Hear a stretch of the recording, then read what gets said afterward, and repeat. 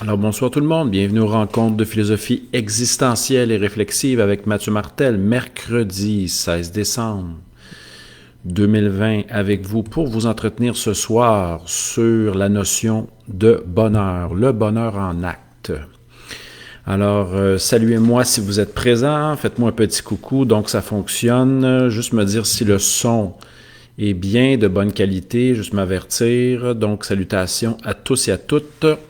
J'espère que vous allez bien directement de Montréal, du loft du philosophe. Mathieu Martel avec vous, esprit libre, auteur, conférencier, professeur de philosophie au collégial. Je vous salue et ce soir, je vais m'entretenir avec vous de la notion de bonheur. J'espère que l'image est bonne, que le son est bon. Simplement me saluer et de me dire si tout va bien en ce moment. Parfait, le son est bon, excellent. J'ai comme baissé un petit peu le niveau du son, car quelquefois, c'est un peu trop élevé quand je me réécoute. J'espère que l'image est bonne aussi. Salutations à tous et à toutes. Ce soir, je vais vous entretenir de la notion de bonheur. Donc, est-ce que le bonheur, c'est quelque chose qui nous importe? Est-ce que nous sommes déjà partis à la recherche de ce que nous appelons le bonheur? Mais qu'est-ce que nous entendons par cette notion de bonheur?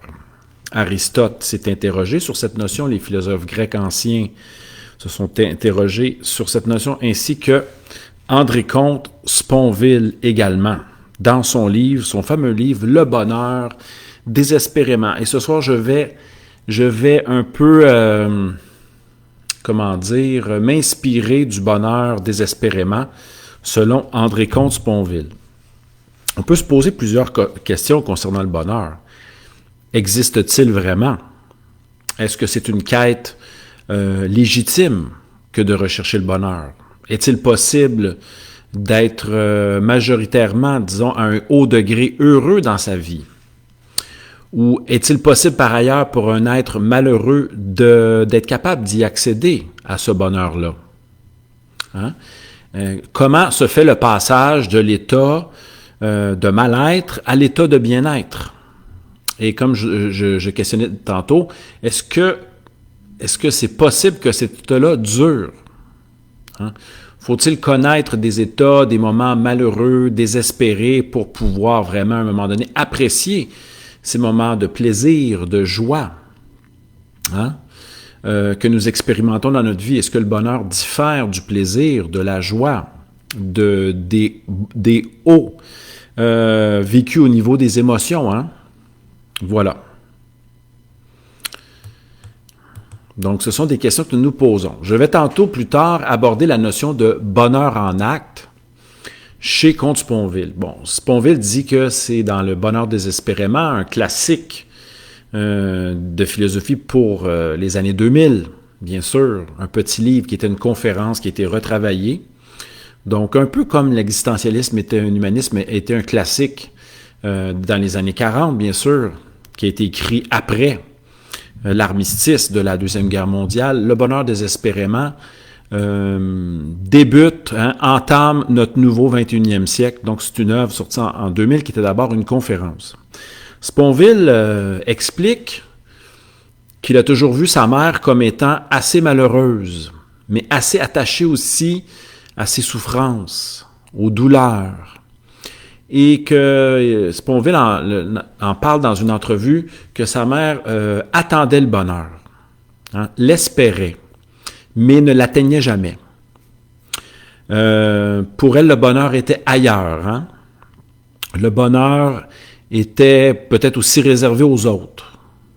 C'était pas quelque chose qu'elle vivait profondément, mais elle était sûre quand même de la profondeur de ces moments de tristesse, qui étaient plus vrais prouvait que certaines illusions pour d'autres individus, auxquels certains individus s'attachent. Donc, ce qui était certain pour la mère de Sponville, c'est qu'elle s'attachait à des moments, c'est que ces moments de dépression, de déprime, je pense même peut-être qu'elle s'est enlevé la vie. Ces moments de déprime étaient pour elle des réalités profondes auxquelles elle s'attachait. Et Sponville a voulu, développer une philosophie du bonheur, non pas comme attente, comme espoir, comme paradis perdu à redécouvrir, hein? Un bonheur qui n'est pas basé sur l'attente. C'est-à-dire le bonheur où on n'est jamais sûr de vivre une expérience de réjouissance, de joie dans le ici et le maintenant. Donc, c'est drôle, hein?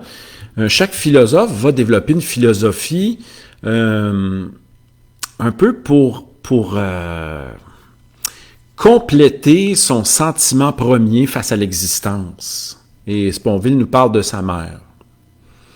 Hein, donc, les philosophes, souvent, se proposent des formes de thérapie pour mieux vivre.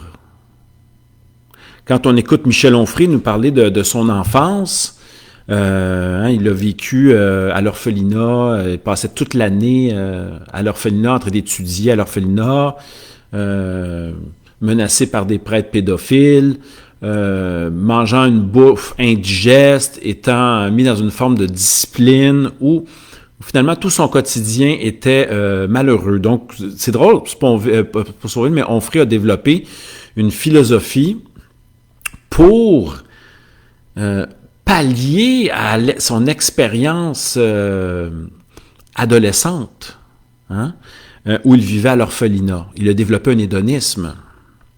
Donc, Sponville, lui, a développé une philosophie basée sur l'expérience de réjouissance au moment présent. Donc, le bonheur se vit ici et maintenant, et non pas dans l'espoir d'un paradis perdu, dans l'attente d'être comblé par un autre individu, dans le profond ressenti d'un jour être millionnaire ou comblé par des joies extérieures.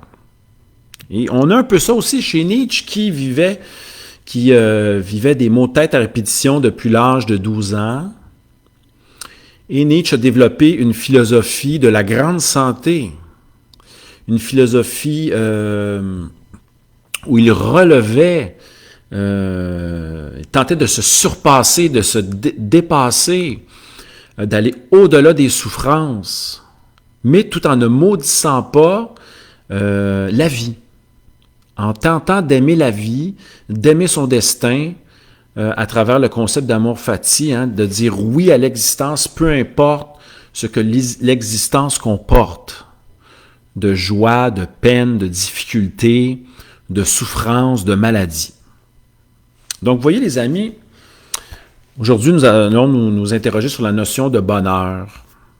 Sur quoi repose, hein, quel est le principe premier de votre conception du bonheur? Chez les Grecs, le terme bonheur réfère à l'eudémonia. Donc, la part, qui veut dire bien, démonia qui veut dire démon, mais qui relève une part de fortune, hein, heureuse fortune. Donc, au départ, souvent, la fortune était liée à un héritage financier, et chez le philosophe, à partir de Socrate, c'est devenu une quête d'avantages basée sur l'acquisition des vertus comme la sagesse, la maîtrise de soi, la modération, la justice, la patience, l'intelligence. Voilà. Donc, finalement, la notion de bonheur a évolué dans le temps.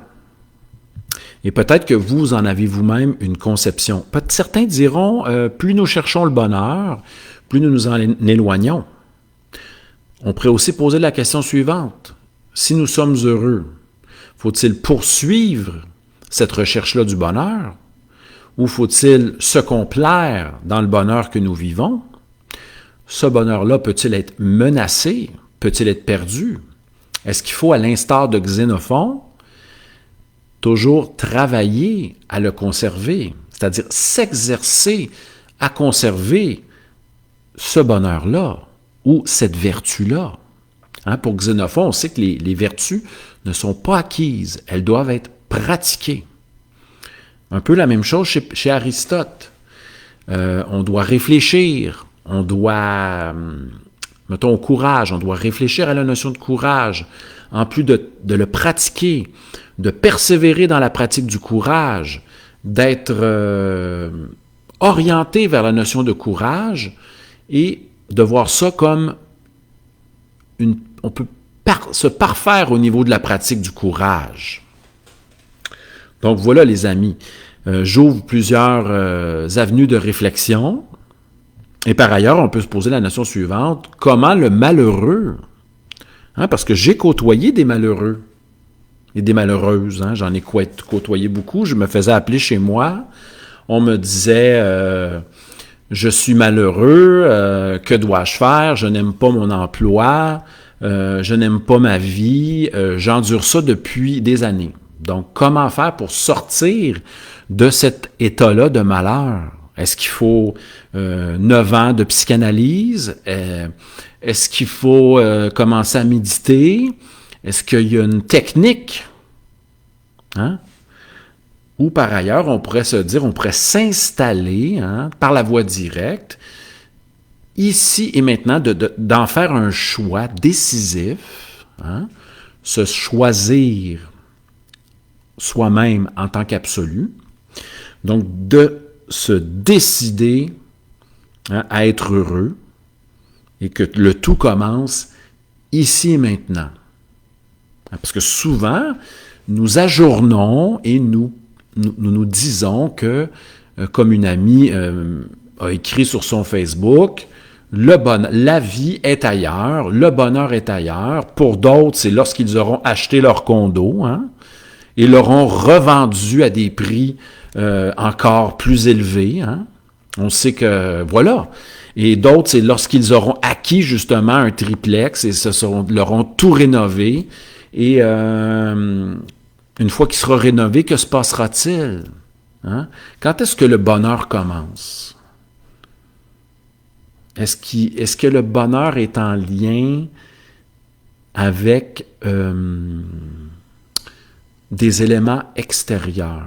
Est-il conditionnel à l'avoir? Est-il conditionnel à la maintenance d'un certain paraître? Est-il conditionnel à un faire? Pouvons-nous être heureux pour rien? Est-ce que être heureux est une décision, comme disait Voltaire, je m'efforce ou je veux être heureux car c'est bon pour la santé. Là, on parle d'un effet occasionné par le bonheur. Et on parle aussi d'un désir d'être volontairement, de partir, d'être sur une voie volontaire, de préserver le bonheur. Faut-il craindre les émotions, la souffrance, ce qui vient déstabiliser notre bonheur?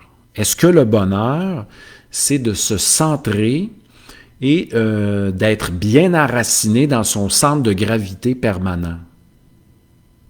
Est-ce que notre bonheur peut être menacé par des éléments extérieurs à nous? Posons-nous la question. Donc, les amis, merci d'être présents à ce live impromptu. J'ai décidé ça vers midi à peu près. Je crois que j'allais faire un live. Notre dernière rencontre, je crois, c'était peut-être dimanche. Nous avons en plus une rencontre demain à 13h au sujet du « Connais-toi toi-même » de Socrate dans le cadre des causeries offertes par l'Observatoire Vieillissement et Société et supportées par Sibylla S. qui veille, par amour de la philosophie, à nous soutenir dans nos activités depuis, on termine jeudi, je termine la 4e année des causeries philosophiques dans le cadre de l'OVS. Et je remercie Eduardo Varela de m'avoir initié, de m'avoir ouvert une porte à ce partage que nous continuons depuis le mois de mars via Facebook Live.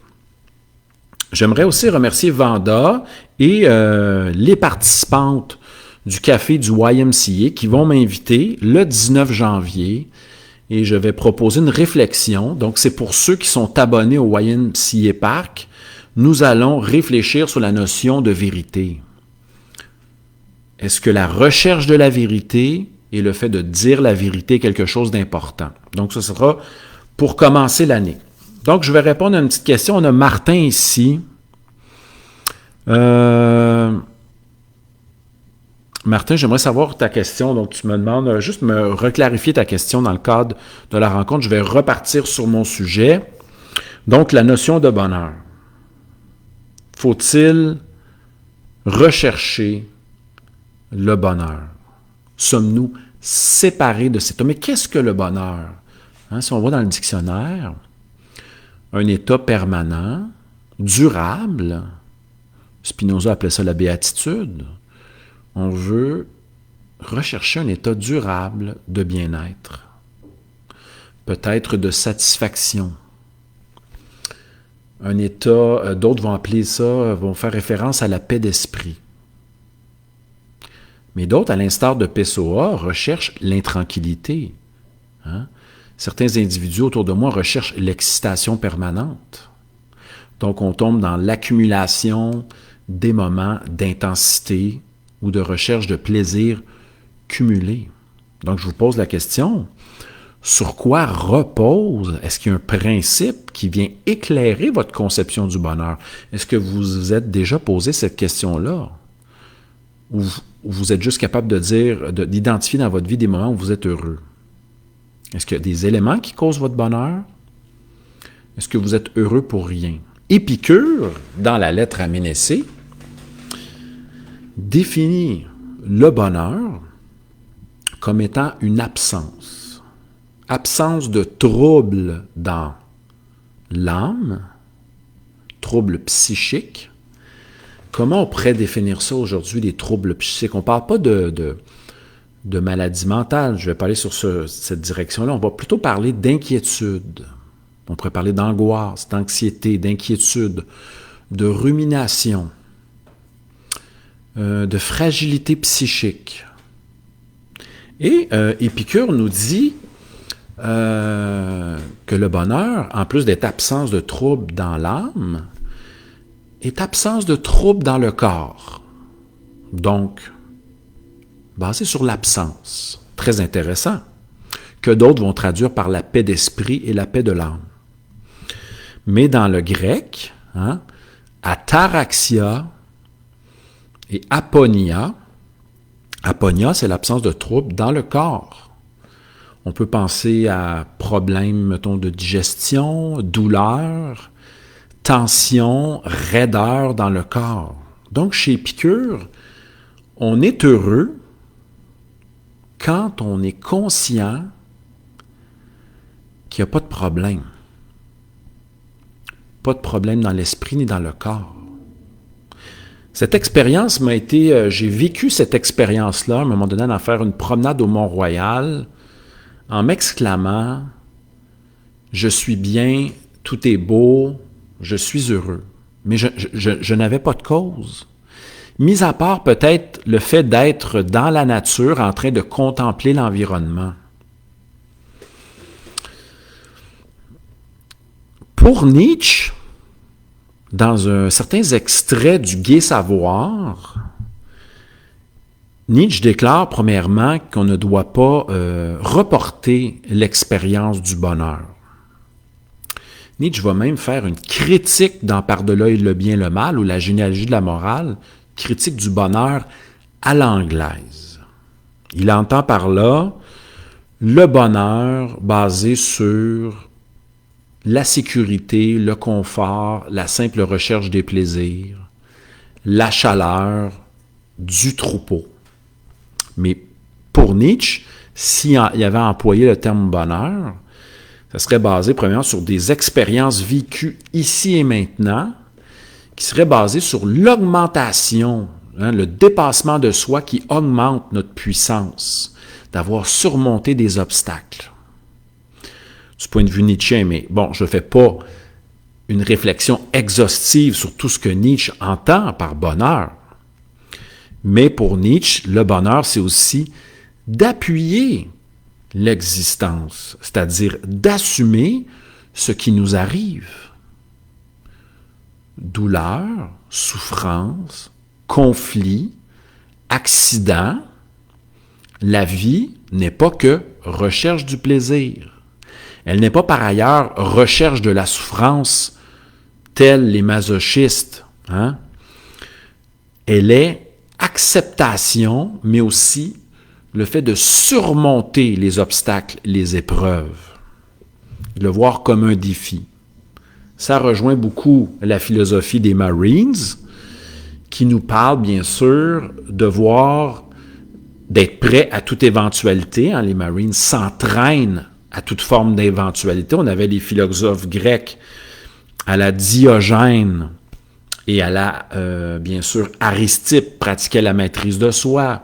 Xénophon, le Socrate de Xénophon, disait que Socrate s'entraînait physiquement, il dansait, il résistait au froid, à la chaleur, voilà, etc. On acquiert, on se forge via l'adversité. Donc cette part-là est très nietzschéenne, mais on la retrouve chez les philosophes grecs aussi. Voilà. Mais bon, là j'ai ouvert la porte sur Nietzsche, j'ai parlé d'Épicure. Mais pour vous, sur quoi repose votre définition du bonheur? Êtes-vous capable de m'énoncer un principe? Donc, je vous écoute, je vais vous saluer en passant. Salutations à Sylvie, merci d'être là. Pierre, Martin, Nicole. Salutations à Isabelle, à Daniel. Salutations à Annie, à François de Québec, à Faisal, bien sûr, à Micheline, à Doris, à Christine, Mélanie, Vanda, Rose Elena et compagnie. Oui, Jean-Luc, j'avais oublié les stoïciens qui pratiquaient la maîtrise de soi, bien sûr. On a des références dans le bel ouvrage de Pierre Hadot qui nous parle que les stoïciens vivaient dans une citadelle intérieure, faisant référence, bien sûr, à Marc Aurèle, entre autres, et à Épictète. Bien sûr, merci Jean-Luc pour cette petite parenthèse. Donc, les amis, posons-nous 3 questions. Est-il important pour vous d'être heureux? Peut-être pas. Vivez-vous un état de malheur en ce moment et cherchez-vous à sortir du malheur pour être davantage heureux? Par ailleurs, croyez-vous que le bonheur, c'est quelque chose qui est involontaire? Ce sont les moments de bonheur qui sont vécus de manière involontaire ou faut-il vouloir être heureux? Mis à part ça, je vous demande sur quoi repose un des principes de votre conception du bonheur. Mais là, je vous pose plein de questions pour vous faire réfléchir à ce sujet. Et plus tard, n'hésitez pas, je vais vraiment expliquer comment Sponville conçoit le bonheur. Donc, Sylvie nous dit, la gratitude, son bonheur se fonde sur la gratitude face à la vie, face à ce que nous avons. Donc, l'acceptation de l'existence, de ce qui est. Mais ça implique peut-être aussi d'accepter ce qui est plus difficile, qui va contre nos attentes, nos aspirations, nos désirs. Martin nous dit d'autre côté, est-ce que la vraie quête du bonheur passe par la connaissance de soi? Ne faut-il pas d'abord se connaître, se comprendre, savoir qui nous sommes, quelles sont nos capacités, quelles sont nos valeurs fondamentales auxquelles nous tenons, pour ensuite pouvoir élaborer une théorie du bonheur. Ça nous rappelle la question de Socrate, qui n'avait pas peur de mourir dans le Criton. Et il déclare, oui, vivre est une chose, mais ce qui est important dans ma vie, c'est de bien vivre, donc de servir Athènes, d'éveiller les jeunes, les aiguillonner, d'évaluer grâce à sa dialectique le savoir des gens qui prétendaient avoir une sagesse. Mais Socrate, c'était aussi, selon le Socrate de Platon, il était fier d'avoir pratiqué la justice et d'avoir servi Athènes. Donc, ce qui est important, un petit peu Platon en reparle, c'est la question de l'éthique. Qu'est-ce qu'une vie bonne? Est-ce qu'on pose la question aux jeunes souvent, est-ce que Socrate a bien fait de ne pas s'évader, de ne pas accepter que ses amis payent une rançon, de ne pas avoir quitté Athènes pour une autre cité, pour vivre une seconde vie. Est-ce que Socrate a bien fait de mourir pour ses idées? Donc, demandez-vous, faites l'examen. Pour vous, le bonheur repose sur quoi? Donc, Sylvie nous a parlé de gratitude face à la vie, face à ce qui est. Martin a soulevé la notion de connaissance de soi comme moteur. Je vous ai parlé d'Épicure, de Nietzsche. Il y aurait plusieurs conceptions à apporter chez les philosophes grecs.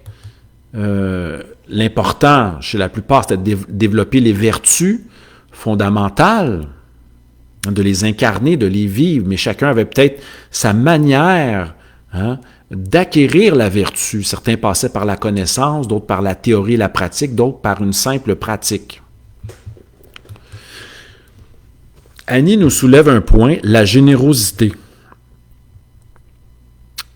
Donc, présente, c'est on a ça chez Descartes. La vertu de la générosité est très importante chez Descartes, une vertu en quelque sorte noble. On a peut-être ça aussi chez les moralistes français, d'être généreux. Mais posons-nous la question, Annie.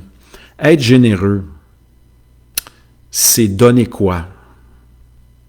Comment on pourrait définir la générosité? Est-ce que c'est le simple fait de donner à quelqu'un qui en a besoin? Qu'est-ce que la générosité? Est-ce que c'est donner beaucoup, mais donner beaucoup de quoi? Que donnons-nous lorsque nous sommes généreux? Est-ce qu'on donne simplement de l'argent, de l'avoir? Est-ce qu'on l'on donne de son temps? Qu'est-ce qu'être généreux? Et reposons-nous une question. Si ta conception du bonheur est basée sur la générosité, est-ce que c'est parce que tu souhaites recevoir ou c'est parce que tu souhaites apprendre à donner? Ou c'est parce que tu te rends compte qu'une de tes capacités, c'est le don et que tu le pratiques déjà? Salutations à Niki, salutations à Sylvie, à Annie qui est avec vous. Sylvie nous a parlé de gratitude, mais aussi d'écoute, d'être à l'écoute. Donc ici, on est dans la pratique des capacités.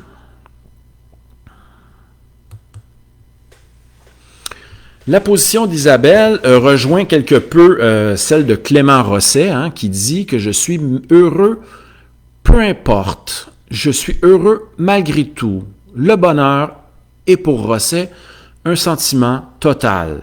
Donc Isabelle nous dit le bonheur, c'est d'exister pleinement dans les bons, malgré les bons et les mauvais moments. C'est cette célébration du sentiment d'exister. Et Rosset, lorsqu'il parlait de la joie parfaite, il l'a défini dans une petite citation. La joie parfaite, repose sur le fait d'apprécier d'être en vie. Mais les amis, c'est tellement subtil, tellement naturel, mais peut-être que nous nous sommes égarés et éloignés de ce sentiment-là en se disant un peu peut-être comme le Dalai Lama le matin, je suis vivant, je suis content d'être en vie, gratitude. Mais est-ce que nous le faisons durant notre journée? Le fait de s'émerveiller face au fait de se dire je suis vivant, je suis en vie, quelle expérience incroyable! Allons-nous avoir une deuxième chance? Certains parlent de réincarnation, de vie après la mort, mais la vraie question à se poser, c'est sommes-nous vivants ici maintenant?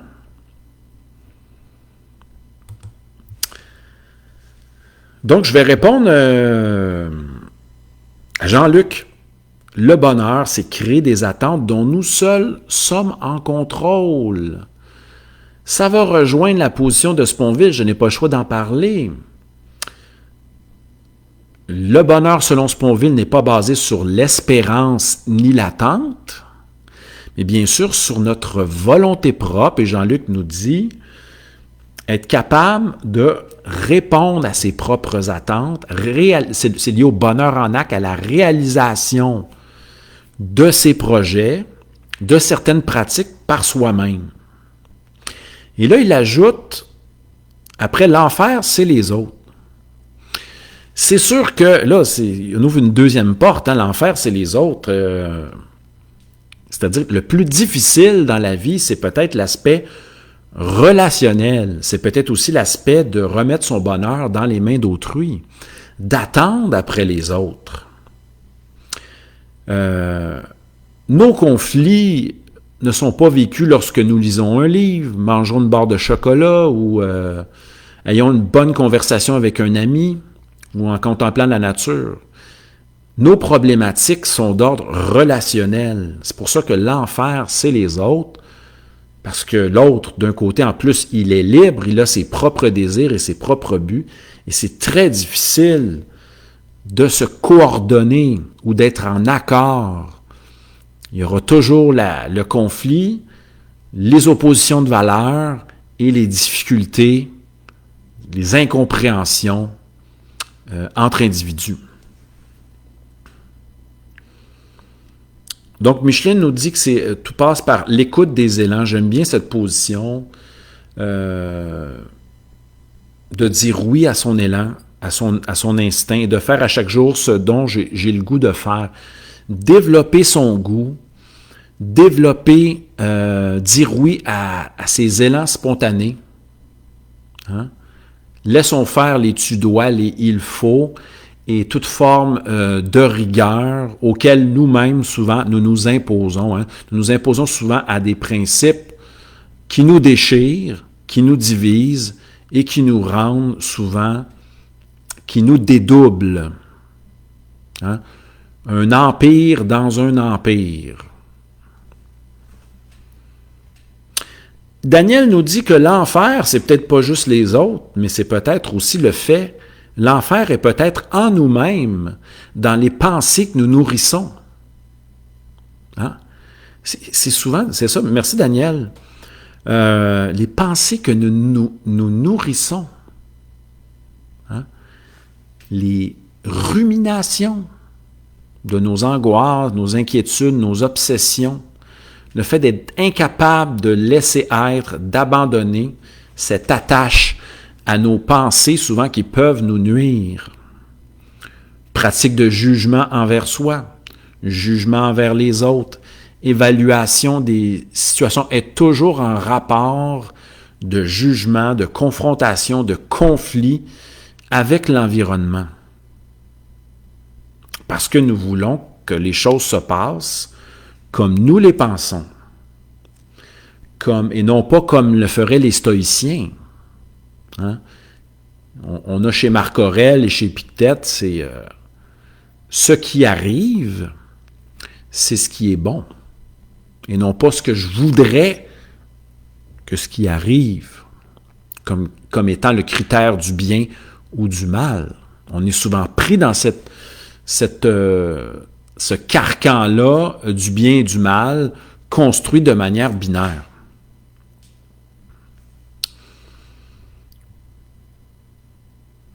Donc, les amis, je vous remercie d'être présents à ce live sur le bonheur. Donc, j'ai un peu effleuré la notion de bonheur chez Sponville. Je vais y revenir. Donc, finalement, Sponville est un bonheur basé sur la volonté. Il cite Sénèque en disant, où ça se rapproche un peu d'une phrase de Sénèque, « Lorsque tu auras désappris à espérer, je t'apprendrai à vouloir. »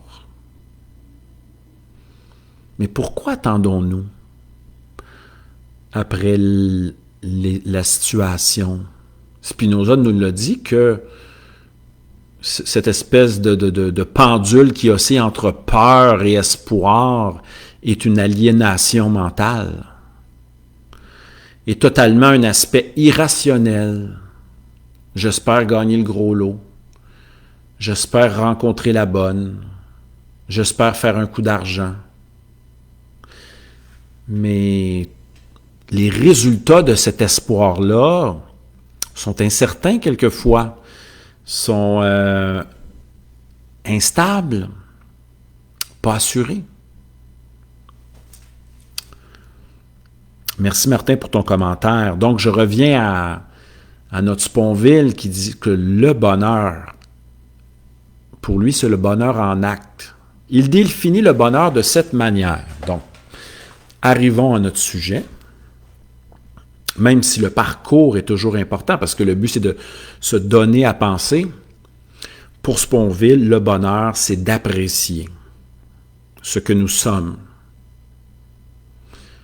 ce que nous avons, ce que nous faisons. Donc, ça part de l'être, du faire, considérer aussi l'avoir. Avant de dire, j'ai passé à côté de ma vie parce que j'aurais dû acheter un condo qui était, le condo m'était destiné, mais je ne l'ai pas acheté. Puis ensuite, j'ai vu quelqu'un l'acheter, puis le revendre très cher, puis là, d'être malheureux à cause de ça. Eh bien, on peut se dire, j'ai un appartement, un lit où dormir, des vêtements, j'ai quelques livres à lire, j'ai de quoi manger, je suis vivant, c'est merveilleux, j'ai pas de douleur dans mon corps ni dans mon esprit, ça va bien. Y a-t-il un problème maintenant? Et là, on commence d'apprécier ce qui est, ce que nous avons. Après, d'apprécier ce que nous sommes, qui présuppose peut-être la recherche de soi, un peu à la Héraclite. Je me suis cherché moi-même. Avec un petit peu de Nietzsche qui dit, sculpte, soit celui qui sculpte soit le sculpteur qui sculpte sa propre statue. Deviens qui tu es, pars à la recherche de toi-même. Ça rejoint le processus d'individuation aussi chez Jung. Mais aussi découvre tes capacités et pratique. Trouve des pratiques quotidiennes en lien avec ce que tu aimes faire et avec ce que tu es capable de faire, avec ce que tu apprécies faire et avec ce qui te donne du défi et qui augmente ta puissance d'exister. Donc, voilà la définition du bonheur selon Sponville. Et ce bonheur-là demande, en fin de compte, un désespoir.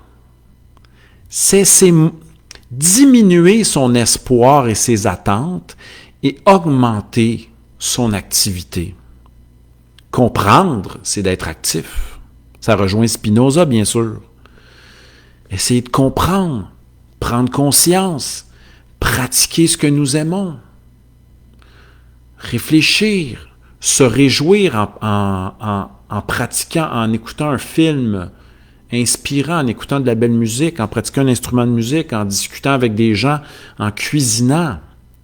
Donc, faire ce que nous aimons, d'apprécier et aimer ce que nous faisons aussi, le fait d'apprendre d'une situation, mais aussi de vouloir changer sa vie si elle ne nous intéresse plus.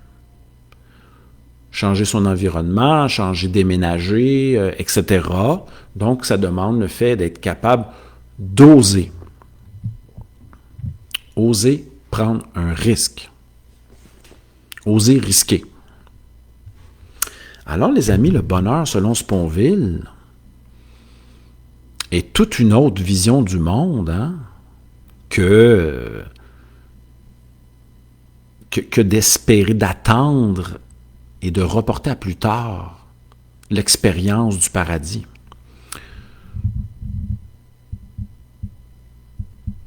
Oui, Niki, absolument. Ta position de Socrate, très intéressante, concernant, n'est pas d'augmenter la puissance chez Socrate, bien sûr, mais chez Socrate, on a je suis riche, donc c'est lié à l'autarcie, à la maîtrise de soi, je suis riche de tout ce dont je peux me passer. Ça, c'est la quête de l'autarcie, car on définissait à l'époque les dieux comme étant incarnant le bien, étant éternel et infini, et n'ayant besoin de très peu de choses. Les dieux n'ont pas besoin d'être aimés. Le dieu d'Aristote, le premier moteur, comme nous disait Dorion, n'en a que faire de votre amour. Il est celui qui meut tout sans se faire mouvoir. Il est le moteur immobile. Le premier principe.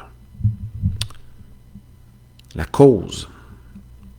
Donc, tu as raison de niquer absolument un principe intéressant chez Socrate. Se satisfaire de peu. Se satisfaire de ce que nous avons. Mais ça demande la pratique de la gratitude, pratiquer aussi le constat, pratiquer le fait d'observer et de se dire, au lieu de cibler ce qui ne va pas dans notre vie, c'est de regarder ce qui va bien. Hein? Oui, on peut travailler sur ce qui va moins bien, mais il faut aussi constater que certains éléments vont bien. Mais on dirait que des fois, l'esprit humain recherche souvent les failles, les défauts, ce qui ne fonctionne pas. Pas une vue d'ensemble. Donc, apprendre peut-être à être davantage, pratiquer le constat, l'observation, l'objectivité. Oui, Isabelle, en effet, l'origine du mot bonheur, eudémonia, signifie bon présage, bon augure. Hein? Il y a une part de chance là-dedans. Chance favorable. Mais c'était lié, si on étudie le terme au niveau de l'étymologie, c'était lié aussi à des possessions matérielles et aussi à l'argent.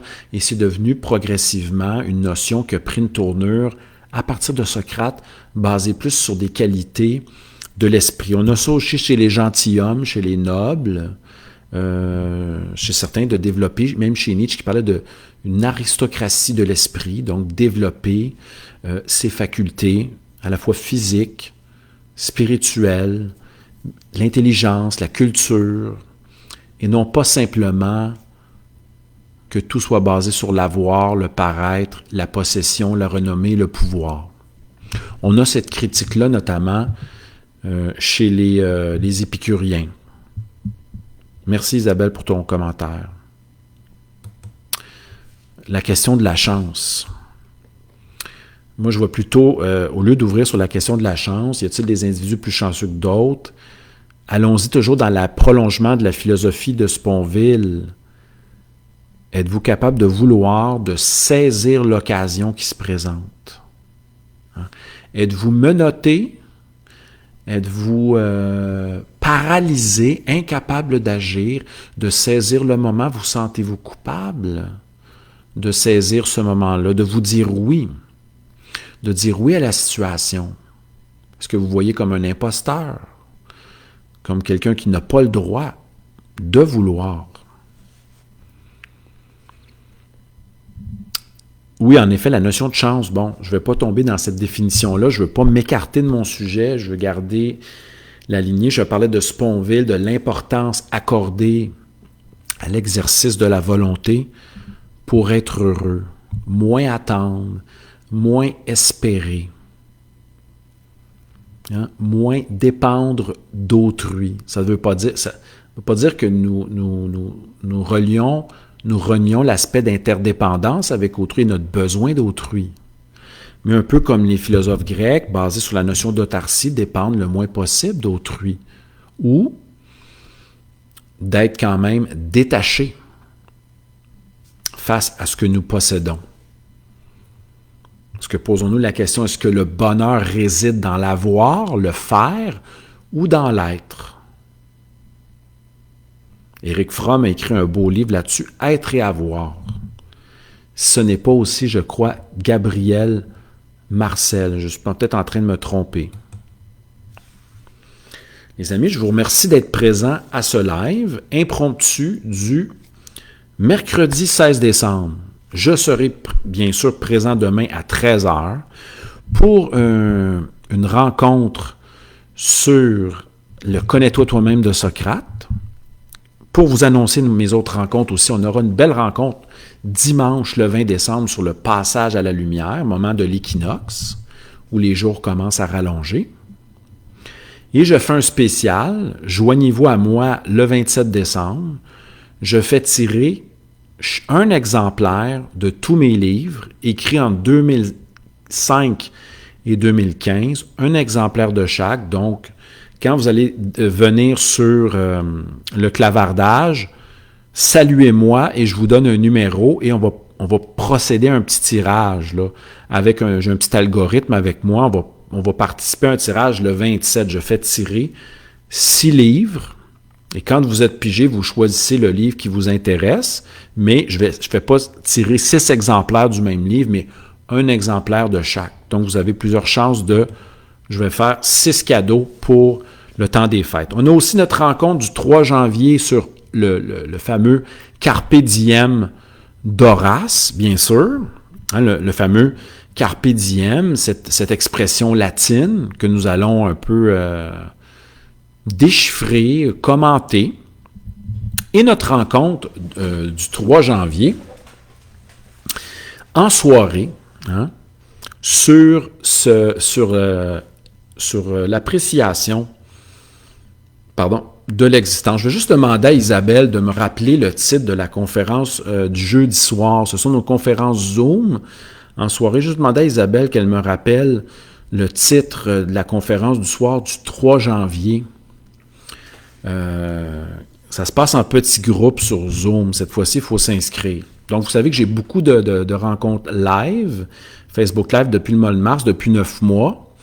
Et vous pouvez, bien sûr, m'écouter en différé, m'écouter en direct. Puis, je vais tout le temps vous annoncer sur ma page Mathieu Martel Philosophe, hein, quand je fais un petit live de manière ponctuelle.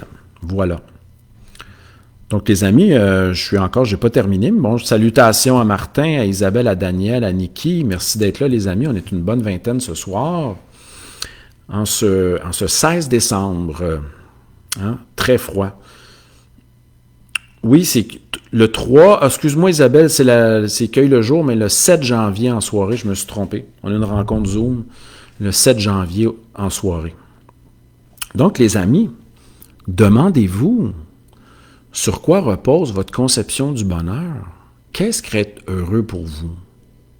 Hein, ce soir, on a se posé plein de questions autour du bonheur. Sommes-nous heureux? Sommes-nous malheureux? Comment se sortir de l'état malheureux?